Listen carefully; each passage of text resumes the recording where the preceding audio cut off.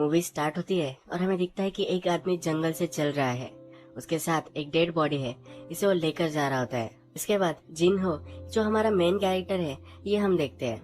जिनहो एक private detective होता है। एक वाइफ चीट कर रही थी, तो जिनहो ने उस हस्बैंड को वो जहाँ चीट कर रही थी वहाँ पर लाकर छोड़ा था। जब चीटिंग करते हुए वाइफ को उसने पकड़ लिया तो इसकी फोटो जिन्हो ने ले ली। ये फोटो जाकर जिन्हो अब न्यूज़पेपर वाले को देकर आता है। न्यूज़पेपर वाले अफेयर्स की स्टोरीज के लिए इसे पैसे देते हैं।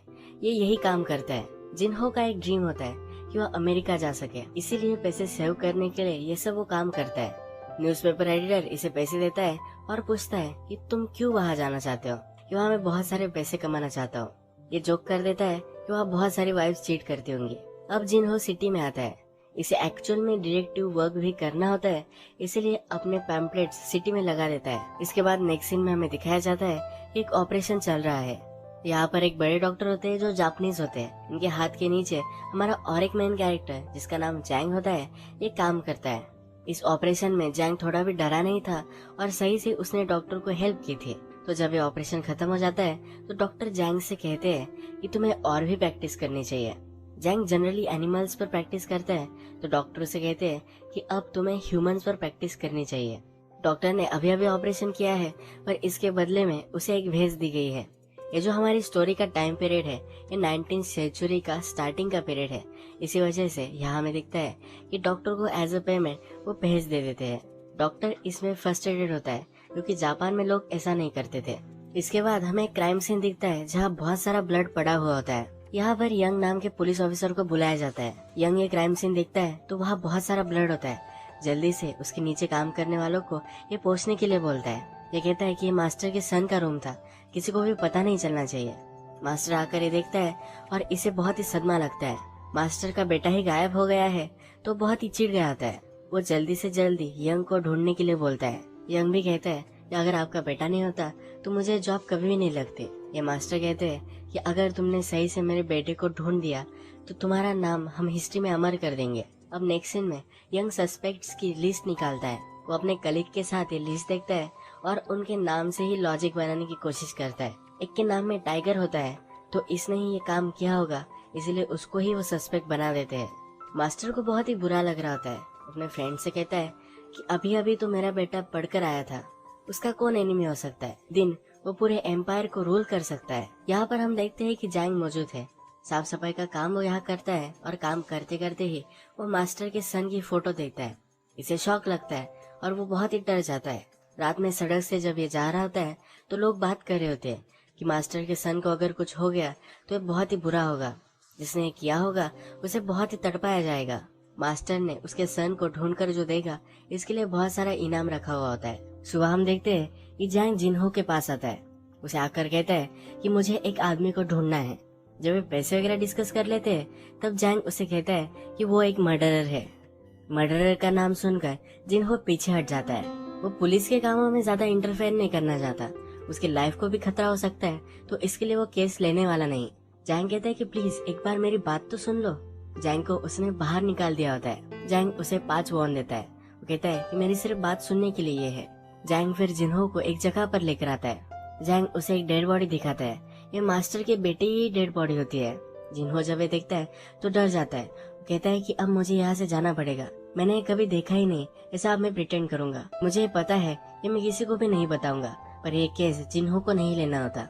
जैंग जिन्हो को कहता है कि मुझे बॉडी मिली थी, मैंने नहीं किया है, और इस काम के लिए उसे 500 वॉन देना चाहता है। जिन्हो को अमेरिका जाने के लिए जो टिकट लगने वाला है इसकी प्राइस ही 500 वॉन है। 500 वॉन सुनकर जिन्हो रुक जाता है। जिन्हो कहता है कि तुम्हारे पास बॉडी है, तुम जाकर डायरेक्टली देखकर आ सकते हो। जैंग कहता है कि मैंने इसके लीवर वगैरह सब कुछ निकाल लिया है। हमने देखा था कि डॉक्टर ने जैंग को कहा था कि रियल ह्यूमंस पर इसे प्रैक्टिस करनी चाहिए, तो यही जैंग कर रहा था और इसी वजह से उसने लीवर वगैरह सब कुछ बॉडी से निकाल लिया था। हमने मूवी के फर्स्ट में देखा है कि एक आदमी जंगल से बॉडी लेकर जा रहा था, ये जैंग ही था। घूमते फिरते इसने एक बॉडी देखी और इस पर एक्सपेरिमेंट करना चाहिए ऐसा उसे लगा, इसलिए ये बॉडी ये घर पर लेकर आया। अब जिन्हो पैसों के लिए ये केस लेने के लिए रेडी हो जाता है। जैंग फिर उसे जहाँ पर बॉडी मिली थी वहाँ लेकर आता है। ये जगह फॉरेस्ट में होती है और बॉडी वहाँ पड़ी हुई थी। जिन्हो आसपास देखता है तो कार्ड के निशान उसे दिखते हैं। जिन्हों को लगता है कि अगर इस कार्ड को उसने पहचान लिया तो किलर के पास वो पहुंच जाएगा, पर जैंग ने ही ये कार्ड लाया था। ये जैंग को फिर से मजाक कर कर पूछता है, क्या तुम श्योर हो ये तुमने नहीं किया? इसके बाद हम देखते हैं कि दोनों मार्केट में आ जाते हैं। जैंग जिन्हों को कहता है, क्या तुम्हें यह अजीब नहीं लगता कि फॉरेस्ट के मिडल में जहाँ किसी को भी यह बॉडी मिल जाए, यहाँ बॉडी रखी गई थी। मर्डर ने कुछ भी एफर्ट नहीं लिए थे। जिन्हों कहता है कि इसके पीछे 2 रीजन हो सकते हैं। पहला कि वो बहुत ही इडियट है, और दूसरा कि वो चाहता था कि ये बॉडी किसी न किसी को तो मिल जाए। जिन्हों जैंग से कहता है कि मुझे लगता है कि मेरा पीछा कोई कर रहा है। इस आदमी को स्पॉट करता है और इसके पीछे पीछे भागने लग जाता है। जिन्हों एक जगह पर टकरा जाता है और ये आदमी आगे चला जाता है। जैंग को लगता है कि यही किलर हो सकता है। इसके बाद हम देखते हैं कि जिन्हों एक लड़की के पास आता है। इस लड़की का नाम होता है सुन। ये हमारे और एक मेन कैरेक्टर है। ये एक फैक्ट्री जैसी जगह पर काम करती है, पर वहाँ वो बहुत सारे एक्सपेरिमेंट करती है। एक्चुअल में इसे साइंटिस्ट बनना होता है, इसलिए हमेशा एक्सपेरिमेंट करती रहती है।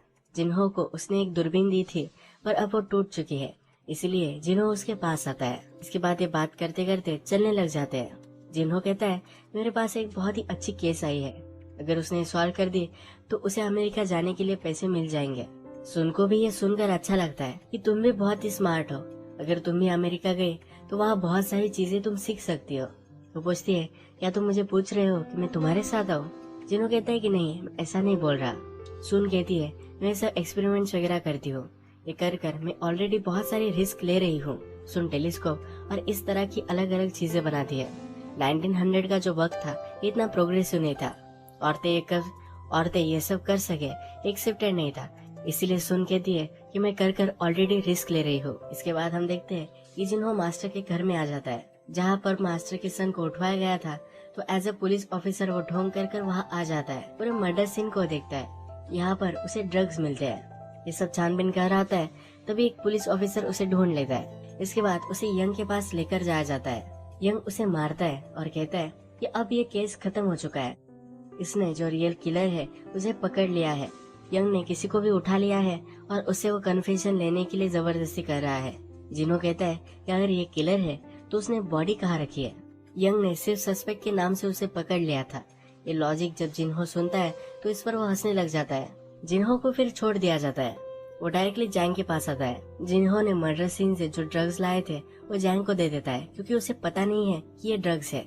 जैंग अब इसका स्टडी करने लग जाता है और उसे पता चल जाता है ये ड्रग्स है। जहाँ पर ये ड्रग्स सेल किए जाते हैं वहाँ फिर जिन्हों और जैंग पहुँच जाते हैं।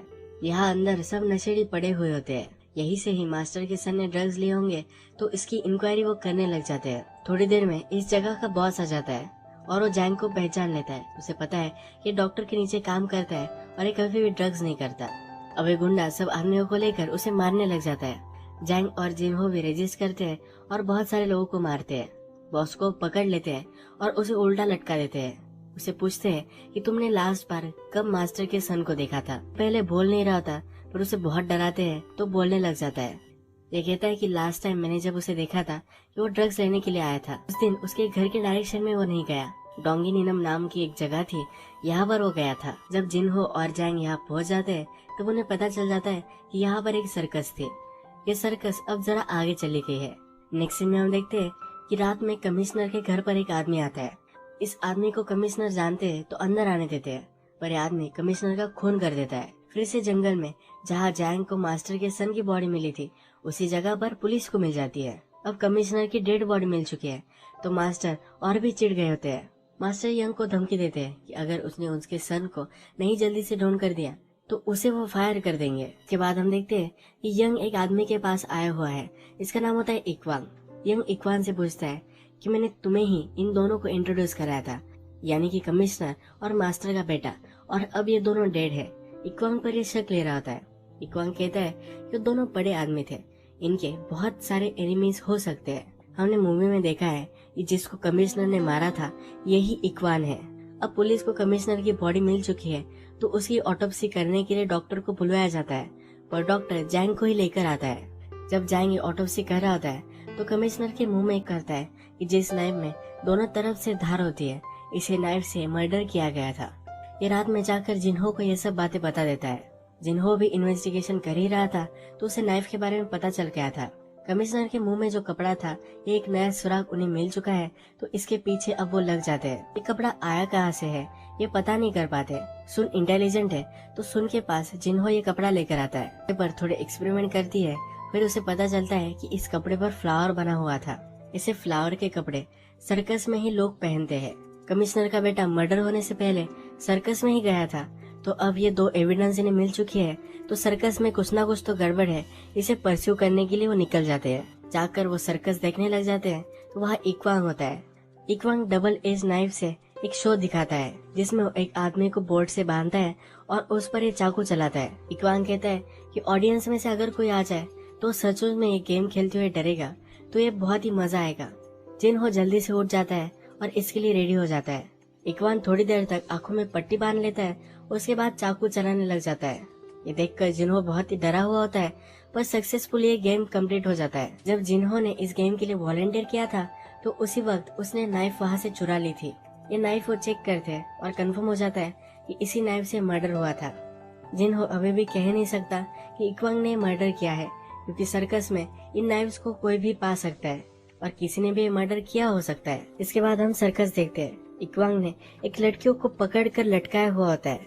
ये लड़की यहाँ से भाग रही थी, इसी वजह से उसे कहता है कि मैंने तुम्हें बाय किया है, मैं तुम्हारे साथ जो चाहे वो कर सकता हूँ। इस लड़की की एक छोटी बहन भी थी, उसे पकड़ कर ले आए हैं। इस छोटी लड़की की भी स्किन जलाने वाला था, पर बड़ी लड़की कहती है इसका पीरियड आया हुआ है। ये सुनकर इसे खुशी होती है। ये इस छोटी लड़की को छोड़ देता है। इसके बाद हम देखते हैं कि न्यूज़पेपर वालों के यहाँ जिन्हो को बुलाया गया है। सर्कस में एक बड़ा इवेंट चल रहा है, जहाँ गवर्नर, पुलिस ऑफिसर ये सब आने वाले हैं। यहाँ किसी को भी अलाउड नहीं है, तो जिन्हो को कहता है कि वहाँ जाकर चुपके से तुम कुछ इमेजेस लेकर आओ। यहाँ क्या चलता है ये किसी को भी पता नहीं है, इन्हें हम कुछ एक्सपोज कर सकते हैं। ये न्यूज़पेपर वाला कहता है कि काम डेंजरस हो सकता है। जिन्हो प्रिटेंड करता है कि उसे भी ये डेंजरस लग रहा है, पर एक्चुअल में उसे भी जाना होता है, क्योंकि अब वो केस की इन्वेस्टिगेशन करने के लिए सर्कस के बारे में और भी कुछ जानना चाहता है। सर्कस के यहाँ जाकर सर्कस वालों से वो कहते हैं कि तुम्हें फ्री की पब्लिसिटी मिल जाएगी, इसलिए वो सर्कस वाले भी इन्हें फोटो लेने के लिए हेल्प कर देते हैं। जिन्हो अलग अलग टेंट में घुसता है और वहाँ नाइफ्स खोजने लग जाता है। या उसे किलर कौन है इसका कुछ न कुछ तो एविडेंस मिल सकता है, पर इसे एक आदमी ढूंढ लेता है और बाहर निकाल देता है। ये यहाँ से जा रहा होता है, पर दोनों छोटी लड़कियां इसे रोक लेती है। कहती है कि प्लीज हमारा भी फोटो ले लो। जिन्हो पहले मना करता है, पर ये बहुत ही स्वीटली उससे रिक्वेस्ट करती है, तो जिन्हो भी मान जाता है। जिन्हो सुन को उसकी केस के बारे में सब कुछ चीजें बताता है, तो सुन को सब कुछ मालूम है, तो वो भी थोड़ी सी इन्वेस्टिगेशन करती है। सुन पता करती है कि जो इक्वांग है ये अलग अलग बिहेव करता है। एक बार वो कुछ करेगा तो दूसरी बार कुछ अलग ही चीजें करता है। पुलिस पर यानी कि यंग पर अब प्रेशर बढ़ने लग चुका है, तो एक आदमी को जो बहुत ही गरीब होता है कन्फेशन करने के लिए मना लेता है। ये एक फेक बॉडी भी रखवाते हैं। ये आदमी सिर्फ पैसों के लिए एडमिट करता है कि उसने ही मास्टर के सन को मारा है। जब इस मर्डर को देखने के लिए जिन्हो और जैंग जाते हैं, तो जैंग कहता है कि मैं तो इसे पहचानता हूँ, ये वही आदमी था जिस पर ऑपरेशन हुआ था। ये बहुत ही गरीब है, इसी वजह से इसने कन्फेशन किया होगा, ये वो जिन्हो को बताता है। जिन्हो अब यंग के पास जाता है, उसे कहता है कि मुझे मालूम है कि ये रियल किलर नहीं है, मैं सब जाकर ये मास्टर को बता सकता हूँ। यंग कहता है कि प्लीज ऐसा मत करो। यंग पूछता है कि तुम्हें क्या चाहिए। जिन्हो कहता है कि मुझे सिर्फ 3 दिन दो, 3 दिन में सही मर्डर में ढूंढ निकालूंगा, तब तक इस आदमी को कुछ भी होना नहीं चाहिए। अब रात में इन्वेस्टिगेशन करने के लिए जिन्हो सर्कस के आसपास घूम रहा होता है, तभी इक्वांग उसे ढूंढ लेता है। इस पर वो चाकू लगाता है, कहता है कि तुम यहाँ कर क्या रहे थे। ये जिन्हो को धमकी देता है कि अगर वो आसपास फिर से दिखा तो उसे मार डालेगा। जिन्हो कहता है कि मुझे मालूम है कि तुम ही मर्डरर हो। इक्वांग ये सुनकर सरप्राइज हो जाता है, जैसे उसने कुछ किया ही नहीं है ऐसा वो प्रिटेंड करता है। अब इन दोनों में फाइट हो जाती है, पर इक्वांग का ट्विन ब्रदर वहां जाता है। ये दोनों मिलकर जिन्हो को बांध देते हैं। इसके बाद ये सर्कस का शो करते हैं। इक्वांग का जुड़वा ब्रदर अब जिन्हो से मिलने के लिए आता है। जिन्हो कहता है कि तुमने ही मर्डर किए हैं। ये जुड़वा ब्रदर कहता है कि तुम पुलिस नहीं हो, हम दोनों को अकेला छोड़ दो। जिन्हो अभी भी बंधा हुआ है और उसी वक्त सर्कस का शो चल रहा होता है। हमने जो 2 लड़कियां देखी थी वो सर्कस में काम करती है और शो करते वक्त ऊपर से वो छलांग लगा देती है। ये बहुत ही इंजर्ड हो जाती है। जैंग भी जिन्हो को ढूंढते ढूंढते यहाँ आ ही चुका होता है और जिन्हो को छुड़वा लेता है। ये यहाँ से जा रहे होते हैं, पर लड़की इंजर्ड है तो जैंग इसे देखने लग जाता है। इक्वांग भी इस लड़की के पास आया हुआ होता है, उसे बहुत ही बुरा लगता है। यह अपने ब्रदर पर गुस्सा हो जाता है, उसे मारने लग जाता है। वो अपने ब्रदर को कहता है कि तुम्हारी वजह से ये सब हुआ है। जिनहो टेंट के अंदर होता है और ये दोनों ब्रदर बाहर झगड़ रहे होते हैं। जिनहो को आवाज आती है और वो बाहर आता है, पर वहाँ उसे एक ब्रदर की डेड बॉडी मिलती है। अभी डेड बॉडी किस ब्रदर की है ये किसी को भी पता नहीं है। यहाँ पर पुलिस को बुलाया जाता है। यंग इक्वांग का फ्रेंड ही है, तो यंग कहता है कि किसी न किसी तरीके से मैं जल्दी से ये केस निपटा लूंगा, कोई भी वरी करने की तुम्हें जरूरत नहीं है। जिनहो के पास यंग आता है और कहता है कि क्या तुम्हें रियल किलर मिला है। जिनहो यंग को कुछ भी नहीं बताता। जिनहो को पता है कि जो ब्रदर जिंदा है यही किलर है, पर वो बताने नहीं वाला। जो छोटी लड़की ऊपर से गिरी थी इसको जैंग हेल्प कर सकता है। ये जल्दी से उसे हॉस्पिटल में लेकर आता है। वो डॉक्टर को सर्जरी करने के लिए बोलता है, पर डॉक्टर मान नहीं रहा होता। जैंग डॉक्टर पर बहुत ही चिढ़ जाता है। वो कहता है कि क्या तुम सिर्फ पैसों के लिए नहीं कर रहे। डॉक्टर भी चिढ़ जाते हैं और वहाँ से चले जाते हैं। जैंग अब खुद ही ऑपरेशन कर डालता है। रात में जिनहो सुन से मिलने के लिए आता है। जिनहो अब जरा परेशानी में है। सुन ये पहचान जाती है। सुन कहती है, तुम्हें जो भी लगता है जो तुम्हें करना चाहिए ये तुम कर डालो। वो कहती है कि जब तुम पुलिस में थे तुम जिस तरह से फियरलेस थे उसी तरीके से फिर से तुम ये काम करो। यहाँ इनकी बातचीत से हमें पता चलता है कि एक दूसरे से पहले प्यार करते थे, पर अब इनमें ब्रेकअप हो चुका है। इसके बाद हम देखते हैं जिनहो यंग के पास जाता है और इसके साथ मिलकर एक प्लान बनाता है। जिनहो फिर सर्कस में पहुंचता है। आसपास कहीं भी इक्वांग नहीं होता, पर उसका एक आदमी जो उस पर वो ट्रस्ट करता है वो वहाँ होता है। जिनहो फिर उसे बहुत मारता है और इक्वांग का पता निकालता है। न्यूज़पेपर वाले ने जिनहो को कहा था कि कमिश्नर, बहुत सारे बड़े बड़े लोग ये सब इक्वांग के पास जाते हैं। ये क्यों जाते हैं इसका रीजन अब उसे पता चल जाता है। इन सब लोगों का क्लब था जिसमें कमिश्नर, गवर्नर, मास्टर का बेटा ये सब शामिल थे। इक्वांग इन सब लोगों को लड़कियां सप्लाई करता था। ये सब मिलकर इन लड़कियों का शोषण करते थे। सर्कस में काम करने वाली लड़कियां हमने देखी है कि वो भागने की कोशिश कर रही थी। यही रीजन था कि वो भागना चाहती थी। इक्वांग के आदमी से जिनहो पता निकाल लेता है इक्वांग अब कहाँ होगा। वो इस बार गवर्नर के पास आया हुआ है। एक्चुअल में इक्वांग और उसका जो ब्रदर है इनमें से एक लड़कियां सप्लाई करता था। दूसरे ब्रदर को जब पता चल गया कि उसका ही ब्रदर लड़कियां सप्लाई करता था तो वो बहुत ही चिढ़ गया। गुस्से में आकर रिवेंज लेने के लिए सबको मारने लग गया। जब एक दूसरे को इन्होंने कन्फ्रंट किया तो एक ब्रदर मर गया। जो मर गया वो लड़कियां सप्लाई करने वाला था, पर अभी भी जो मर्डर कर रहा है वो जिंदा है। इस बार वो गवर्नर को मारने के लिए गया है। जिनहो ये सब यंग को बता देता है और यंग अब उस जगह पर पहुंच जाता है। कमिश्नर को मारने से पहले ही इक्वांग को रोक लेता है। इक्वांग को अरेस्ट करना चाहता है, पर इक्वांग यंग को मार डालता है। यहाँ पर गन लेकर जिनहो भी पहुंच जाता है। इक्वांग जल्दी से छुप जाता है और सब लाइट्स बंद कर देता है। अब इन दोनों में बहुत फाइट होती है। फाइट में ही एक दीवार से जिनहो टकरा जाता है। इस दीवार से उसे बहुत सारे ड्रग्स मिलते हैं, यानी कि लड़कियों के साथ साथ ड्रग्स भी सप्लाई किए जाते थे। यही ड्रग्स लेने के लिए मास्टर का बेटा सर्कस में आया था। लास्ट में जिनहो गोली चलाकर इक्वांग को मार डालता है। केस अब सॉल्व हो चुका है, तो जिनहो को इस केस के लिए पैसे मिल जाते हैं। वो अमेरिका जाना चाहता था, पर सुन को अमेरिका भेज देता है। सुन एक साइंटिस्ट है और वो अमेरिका जाकर अच्छे आविष्कार कोरिया में ला सकती है, इसलिए वो वहाँ उसे भेज देता है। सुन उसे कह रही होती है कि वो भी उसके साथ चल सकता है, पर जिनहो कहता है कि मैं अब उन दोनों लड़कियों का ख्याल रखने वाला हूँ। मूवी के लास्ट में हम देखते हैं जिनहो और जैंग के पास कुछ आदमी आते हैं। इन दोनों को एक बड़े से आदमी के पास वो लेकर आते हैं। ये आदमी उनसे कहता है कि मेरा एक लेटर गुम हो गया है, ये नेदरलैंड में है। जिनहो और जैंग एक अच्छी टीम बनाते हैं, तो इन दोनों को ये लेटर ढूंढने का काम वो दे देता है। जब ये आदमी चला जाता है तो जिनहो को पता लग जाता है कि ये आदमी और कोई नहीं था, तो ये हमारे किंग ही थे। जिनहो और जैंग दोनों बहुत ही खुश हो जाते हैं क्योंकि इन्हें बहुत सारे पैसे भी मिलने वाले हैं। अब ये दोनों एज अ टीम ये केस सॉल्व करने के लिए लग जाते हैं। यही मूवी एंड हो जाती है।